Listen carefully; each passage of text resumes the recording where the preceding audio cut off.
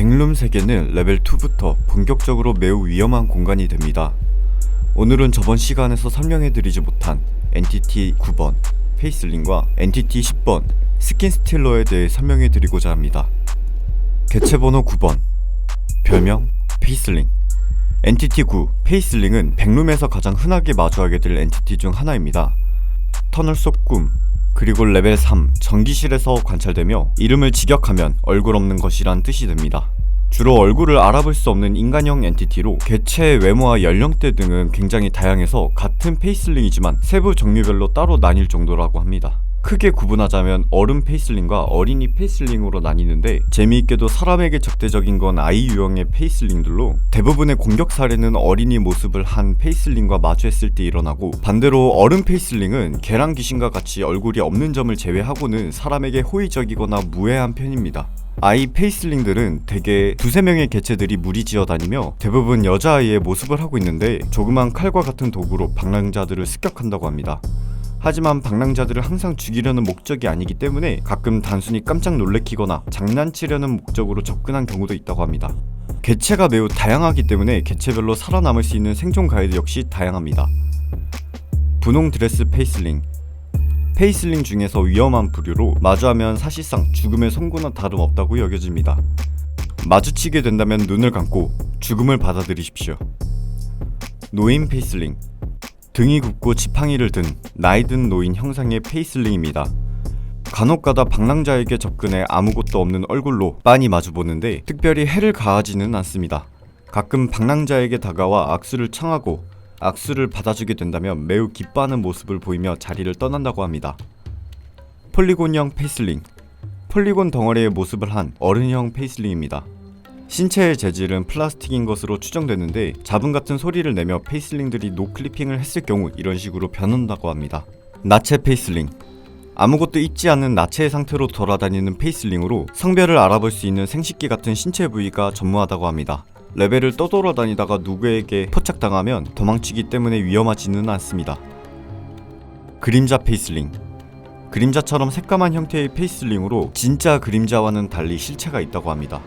극도로 적대적이긴 하지만 일반인 수준의 근력만 갖고 있다고 합니다. 가짜 페이슬링. 일부 혹은 완전한 얼굴을 갖고 있는 특징이 있어 언뜻 보면 페이슬링과는 전혀 다른 독립체로 보이기도 합니다.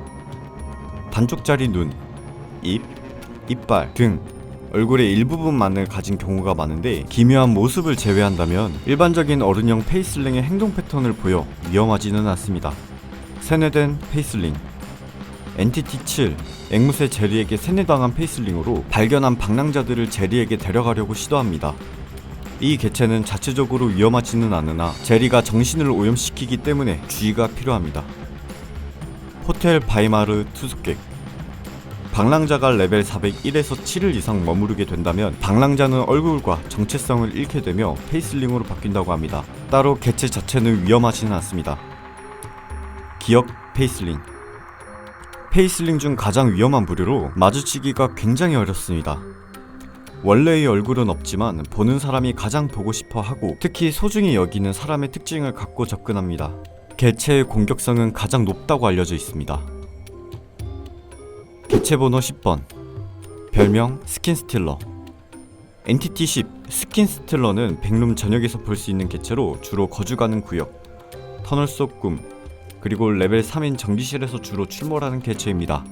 이름을 해석하자면 가죽을 훔치는 자라는 뜻인데, 방랑자들을 습격해서 잡아먹고 난 뒤 가죽을 뒤집어 쓰고 사람을 연기하는 개체입니다.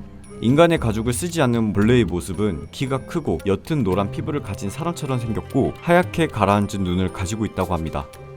피가 투명하다는 특징이 있고 먹잇감을 유인하고자 사람의 말을 따라할 수가 있는데, 그저 사람의 울음소리를 흉내내는 수준이기 때문에 화자가 사람인지 엔티티인지 쉽게 구분이 가능하다고 합니다. 이들의 피부에는 문어의 빨판처럼 생긴 융기로 덮여 있는데, 인간의 가죽을 입으면 일반적인 인간의 크기로 줄어들 때까지 달라붙습니다. 피나 영양소도 이 빨판 같은 피부로 흡수를 하게 되는데, 최종적으로 뒤집어 쓴 가죽도 24시간이 지나게 되면 완전히 본래의 피부로 흡수되어 사라지고 배가 부른 상태로 한동안 얌전해진다고 합니다. 해당 개체는 말을 거의 하지 않고 소통도 되지 않기 때문에 몇 번의 대화 시도를 통해 이상한 점을 미리 알아채는 것이 가능하다고 합니다.